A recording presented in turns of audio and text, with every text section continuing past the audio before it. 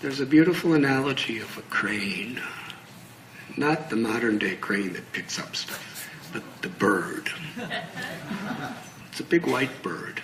And this analogy was spoken, it's in the scripture, it was spoken by one of the greatest saints of history around the year 1150. And he was giving this analogy. That the crane stands on one leg in a stream of water, and he's looking down, and he sees so many little tiny fish passing by. They pass. He just watches. Hundreds and hundreds of little fish swim by him. He just watches. Thousands of little fish pass, and he watches. And then a big fish. He eats it. No, I'm not promoting eating fish. Cranes eat fish. That's their nature. But the analogy is that in this world, we have such a tendency to be distracted by little things. And there's so many little things. So many little things to be in anxiety about, so many little things to get angry about, so many little things to get envious about, so many little things to get arrogant about, so many little things to just be distracted with. It's unbelievable how the mind could cling to those things. You know, somebody says something, so what? Your soul is eternal, you live forever, and somebody says something. Why should you be disturbed by that? You know, it's going to come and go. You know, in a couple of years, you won't even remember it. You're so... So many little fish are passing in our lives, and we're so distracted. Why? Because we're not focusing on the real big purpose of life. We're not looking at the whole picture. If we focus on our goal in life, on the real big issue that will really satisfy us, that will really liberate us, then the small things don't bother us. But if we're not focused on what's really important, then the little things will disturb us endlessly. And what is that big thing?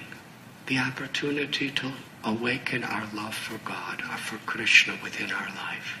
The opportunity to please Krishna, the opportunity to be an instrument of Krishna's compassion in whatever we do, whoever we are, with whoever we're with. Those are big things. And those, we are connected to that real big treasure and blessing that's within us, to focus on that through satsang, through association with people who actually remind us and who are trying to live that way, or even who are living that way. And through our sadhana, our spiritual practices, hearing the philosophy, hearing the pastimes, hearing the teachings, and chanting the names and glories. Through our meditation, through our true yoga. These are all ways of keeping focused on the big fish, on what's really important. And then we could let all the endless little distractions that will inevitably come. If we're waiting for all the distractions to go away, we will wait forever. There's no excuse. Sharanagati means like the Brahmins' wives, like Jatayu, like Hanuman. Now is the time. What is my purpose? Who am I? Who is Krishna? Janmashtami is when Krishna descends to attract our hearts and attract our love. And when we open our hearts, we receive his love. Kali Kale Namarupe Krishna Avatar. And in this age of Kali, Krishna is especially coming to appear within our heart.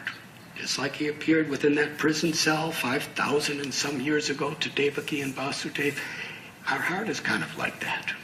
Krishna will appear within that heart and give light and give love and give eternal peace and eternal happiness. And our hearts can open when we sincerely, with heartfelt gratitude, chant these beautiful mantras.